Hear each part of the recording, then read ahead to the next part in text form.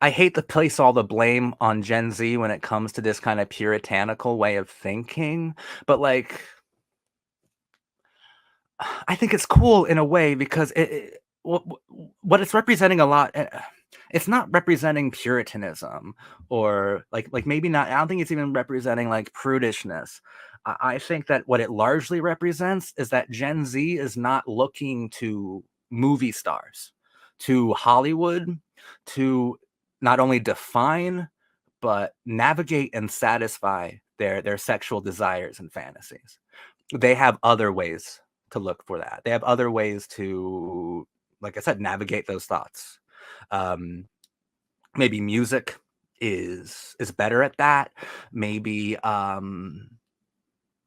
maybe like the internet is better at that. Streaming or I don't know. Like literally, porn is also better for that. And this is a generation who've grown up with access to that immediately. So like, it could be a good thing because I'm fucked up because Hollywood gave me my sexual sensibilities in a pretty fucking large way. Like the first the first naked, like the first titties I ever saw were fucking like Kate Winslet's in Titanic. Like that's huge. And the fact that I saw it on a huge screen, like Hollywood has so much control and sway over our psychologies when we are so very young. It's really interesting to think about like this sex and movies thing. It's just when people talk about it, they're kind of evading like the implications of it. And the implications aren't that Gen Z is sexless, absolutely not. The implication is that they don't look at films for sex because it's not something interesting that film provides anymore, possibly. It's like nowadays the sex scenes comes only with that diversity quota. Sometimes it's very misplaced and too much in our faces. I've diversity stuff, like, it's okay. It does get annoying. We just saw that Screen Rant page, and I think that, like, Star Wars and fucking all the Marvel stuff. It's annoying when people are like so clearly just placating, just so clearly like sucking up. When corporations are making these empty political gestures, like that's annoying. But I don't care. I really don't care about like the diversity quota at all. I think it's cool that movies are more diverse. Um, I don't care. It's also cool when they're not more diverse. Like I said, it doesn't matter. But I think that people are caring so much, like once again, and I'll put a lot on Gen Z. I think Gen Z is actually a pretty interesting generation because they'll put more of an emphasis on diversity than they will on quality. But they're putting that emphasis on corporate made shit. They're putting that stuff on products. Like they're not going to like the independent filmmakers in Austin, Texas, and telling them what the fuck to do. They're telling Disney what to do. And by the way, tell Disney what to do. You fucking tell Lucasfilm what to do. I think that they should beg people to watch their movies because Gen Z are rightfully saying diversity is more important than whatever fucking Star Wars movie you're telling. Um, where I might have an issue with them is if they come down on like the independent filmmaker. Like fuck off, know your enemy. But I don't think diversity is harming anything that's important. And I think in the long run it'll make a pretty big difference, positively. People say they're free spirited but are conservative in their real life. This is like the opposite of the 60s. It's a backlash at modern society. The way to become counterculture is by being conformist. We are at such a bizarre place right now, at least with like youth culture, like politically, like rebellion, right? It's so difficult. Like how do you rebel if literally everything that you do is conforming to something that's already pre-existing? Like that's why postmodernism was necessary, because we deconstructing those the Gen X and millennials deconstructed those pre-existing modalities or like cultural structures, and then Gen Z like built them back up. They built them back up in a different way, but now you have to conform to the structures that you built. And if you built an insincere structure, you have to still conform to it, or else you have to tear it down. But it's such a weird place. right now. I'm glad I'm not a young person right now because I would also be struggling with my identity on a daily basis because the world seems so fucking sad, boring, and preordained. There's too much tokenism rather than actual diversity. Well, that's the way that that corporations express diversity. They don't know how to express it in any other way, right? Um, and so your issue would be with the corporation and not necessarily with the activist. Yo, now we're talking. This looks cool. All right, this is where it's at, yo. This is where it's at. We got Go, fucking masterpiece. Got Virgin Suicide, straight up masterpiece. I mean, that's Girl Interrupted. I'm just not seeing it right here. Now, this is the page of the good Kino. I like following a lot too. Summer of Sam, possibly one of the most underrated maybe films of all time. Like Catch Me on the Right Day, and that's my favorite Spike Lee joint.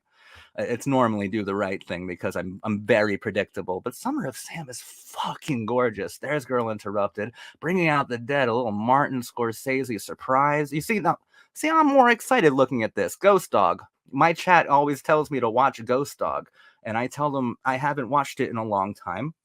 And if I were to cover a Jim Jarmusch film, I would have to cover, like Mystery Train or Down by Law or Stranger Than Paradise or something first. Is that it for 1999? I mean, that's cool. It's cool to have a 1999 section. Yeah, like, and take that fucking American Beauty and Fight Club and what the other films of 1999 that people fucking lose their minds over and then call them the best ever. No, it's all about Go.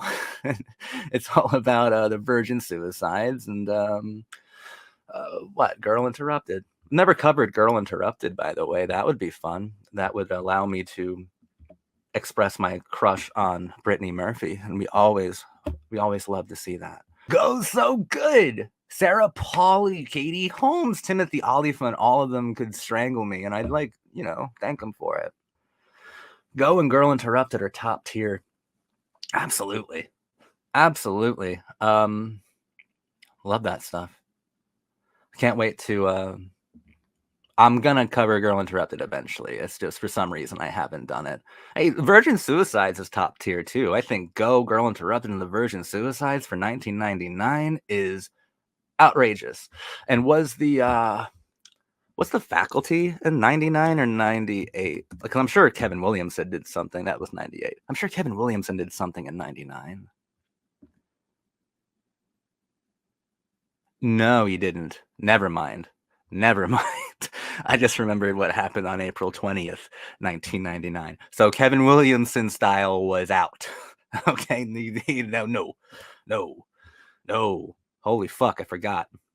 1999 was a fucked up year, everybody. Maybe we shouldn't celebrate it so much. Maybe 1998 with the Faculty is where it's at. But 1999 was a huge epic year for movies. It was. It was. You get like a lot of anxieties of the time in the 90s, like all coming to a head, really. It's wild. And like the event I was talking about was like Columbine happening in April of that year.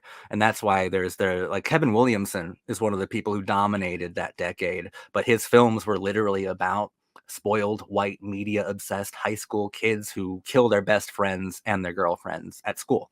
That's what the Faculty was essentially, which came out only a few months before Columbine. So like Kevin Williamson style was gone. And maybe 1999 was the last time we truly saw like that real kind of rebelliously introspective navigation of teen angst through postmodern themes. Like that was the last time we truly got that with Virgin Suicides and Go and all that shit. Because then like only like 2 years later 9/11 would happen, and then film as a whole developed PTSD or something and went back to basics in almost every single genre. It went back to like the ABCs of storytelling, and it took us forever to get past it. That's why I call Amores Perros probably the last truly beautiful postmodern art film, because that came out in 2000, right? And I think it was the last one, like because after both Columbine and 9/11, we didn't want to engage with those that philosophy anymore. We try to do something else, something more sincere, but also less intelligent for sure. But that's why Amores Perros is the last truly beautiful postmodern art film, because it was one of the last postmodern art films. And I think that's why Mexican like cinema started to be so interesting to watch, because while American cinema seemed to be like shell shocked by the recent events, Mexican cinema, you had Iñárritu like moving on from Amores Perros to what, like 21 grams and Babel and Beautiful, ultimately Birdman later on, like doing so many interesting things. Alfonso making Y Tu Mama Tambien. And then yeah, he came over and made that one Harry Potter movie, and I don't know, I don't remember if it was good or not. People seem to say that one's like the best one. I don't care. He pretended to be sincere. But his Mexican work was very interesting. Same with Del Toro. Um, Mexican cinema got to be a lot more interesting, like the films like The Motorcycle Diaries, right? Performers like Gael Garcia Bernal. So I think for America, it became a bit more like desperate. Films became more desperate in that time period, but